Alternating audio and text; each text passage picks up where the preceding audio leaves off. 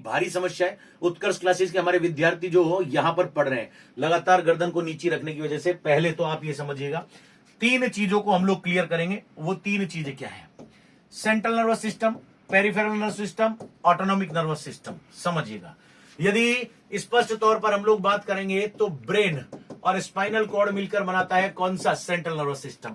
यदि स्पष्ट तौर पर हम लोग शरीर की परिधि की बात करेंगे, यानी कि संपूर्ण शरीर की, तो परिधि पर जो परिधीय तंत्र करता है वो कहलाता है परिधीय तंत्रिका तंत्र। और बेसिक तौर पर ये उन मांसपेशियों का कंट्रोल करता है जो ऐच्छिक होती है। शरीर की वो मांसपेशियां जो परिधि पर नहीं होती, परिधि से अंतस्थ होती हैं, और परिधि से अंतस्थ होने के साथ साथ अनैच्छिक होती है, जिनके ऊपर हमारा कंट्रोल नहीं होता। ऐसी मांसपेशियां बनाती है ऑटोनॉमिक नर्वस सिस्टम। लेकिन ऑटोनॉमिक नर्वस सिस्टम नाम का कोई तंत्र नहीं होता, यह भी समझ लीजिएगा। परानुकंपी अनुकंपी तंत्रिकाएं हमारी इच्छा के अनुसार, इच्छा के विपरीत जब काम करती है अपनी इच्छा से, तो वो सब किसके अंदर आता है? ऑटोनॉमिक नर्वस सिस्टम में आता है। ध्यान दीजिएगा, जब शरीर की हड्डियों की बात करता हूं तो इन शरीर की हड्डियों की जब मैं बात करूंगा तो बेसिक तौर पर आपको कुछ चीजों को समझना होगा। समझाने का प्रयास करता हूं, देखिएगा वो क्या होती है। तो बेसिक तौर पर उन्हें हम समझने का प्रयास करेंगे, और वो चीज क्या होती है उसको स्पष्ट तौर पर मैं अभी बता देता हूं आपको। देखिए क्या होती है। ओके, कौन कह रहा है? राकेश कह रहा है आज मेरे 5 में से 6 सही आया। बहुत बढ़िया। शरीर की हड्डियों का वर्गीकरण करते हैं, तो ये भी सब आपस में जुड़ी होती है। ध्यान दीजिएगा, शरीर की हड्डियां भी सब आपस में जुड़ी हुई होती हैं, लेकिन इनको भी दो भागों से जाना जाता है, एक अक्षीय कंकाल और एक कौन सा? उपांगीय कंकाल। अब अक्षीय और उपांगीय कंकाल की बात करूंगा तो 126 और 80, ये दो हड्डियों का बाइफर्केशन हो गया। ठीक है, बेसिक तौर पर। ओके, शैतान मीना कह रहे हैं टूर्नामेंट के कितने प्रकार हैं? 4 होते हैं। पेपर के अंदर बाई मिस्टेक 2 छप गए, लेकिन स्कूली पद्धति के अंदर 2 ही लागू होते हैं, नॉकआउट और लीग। जब नॉकआउट और लीग का मिश्रण कर दे तो इसको कॉम्बिनेशन कहते हैं, और एक प्रकार होता है चैलेंज।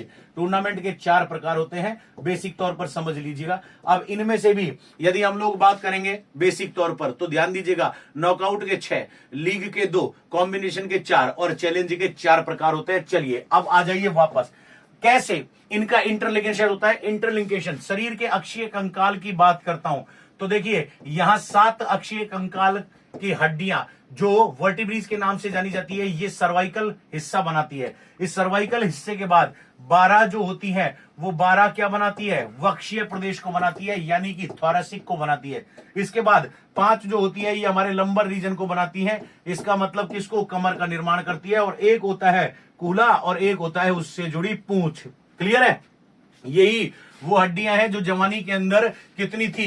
जवानी के अंदर, सॉरी, बचपन के अंदर यही कितनी थी? यही हड्डियां थी बचपन के अंदर 33। जवानी आते आते कितनी रह गई? 26 रह गई, और पहले ये थी। अब ध्यान दीजिएगा, ऑटोनॉमिक नर्वस सिस्टम और पेरिफेरल नर्वस सिस्टम और सेंट्रल नर्वस सिस्टम की बात कर रहा हूं। ध्यान दीजिएगा, जब ऊपर की हम लोग बात करते हैं तो हमारे मस्तिष्क का हिस्सा और मस्तिष्क के साथ स्पाइनल कॉर्ड मिलकर बनाते हैं सेंट्रल नर्वस सिस्टम। समझ में आया? यहां से निकलती है 12 जोड़ी तंत्रिकाएं और यहां से निकलती है 31 जोड़ी तंत्रिकाएं। ये किसका नियंत्रण करती है? संपूर्ण शरीर का नियंत्रण करती है। ध्यान दीजिएगा, इस प्रकार से निकलती है ये तंत्रिकाएं कि दूरस्थ हाथ और पैरों तक, अंगों तक ये फैल जाती है, और इन्हीं के अंदर से पैराफेरल, ये तो बनाती है किसको? पेरिफेरल नर्वस सिस्टम को। इसी के अंदर आंतरिक हिस्से की जो तंत्रिकाएं अंदर फैली होती हैं, जिसको हम लोग कहते हैं गर्दन से लेकर जननांगों तक का हिस्सा, इसके ऊपर हमारा कंट्रोल नहीं होता। अब यहां देखिएगा, फिर से गौर कीजिएगा, ये 7 किसकी है? सर्वाइकल है, और ये 12 किसकी है? ये है थोरैसिक की। यहां पर जो मिलन स्थल होता है, ध्यान दीजिएगा, इस मिलन स्थल के ऊपर ही एक विकृति भी पाई जाती है जिसको क्या कहते हैं? काइफोसिस। मैंने आपको बताया था, और काइफोसिस का एक कारण बताया था कि लड़कियों में पाए जाने वाला शर्मिलापन, लेकिन ये नहीं होता है। लड़कियों की थोरैसिक कैविटी का नैरो होकर आगे की तरफ उभार खा जाना, इसलिए लड़कियों में काइफोसिस आमतौर पर पाया जाता है। यही जब हम लोग आगे मूवमेंट करते हैं, यहीं से 2 प्रकार के मूवमेंट होते हैं, जिसको मैंने आपको बताया था, यस और नो मूवमेंट। यस मूवमेंट जब भी हम लोग स्टडी करते हैं लगातार ये यस मूवमेंट होता है। अब इसके साथ जो हमारी बेसिक तौर पर वर्टिब्रीज के साथ जो हमारी तंत्रिकाएं जुड़ी रहती है, लगातार हड्डियों पर पेन पड़ने से, लगातार वेट पड़ने से, मैंने आपको एक बीमारी बताई है, एक बीमारी जिसको हम विकृति के नाम से जानते हैं। ये है पैर की पिंडली और ये है हमारा पैर। ध्यान दीजिएगा, और यहां पर पाई एक मांसपेशी, इसको तो कह दिया हमने कौन सा? गैस्ट्रोक्नीमियस। कौन सी मांसपेशी? गैस्ट्रोक्नीमियस। और इस गैस्ट्रोक्नीमियस मांसपेशी के निचले हिस्से पर कौन सी पाई थी?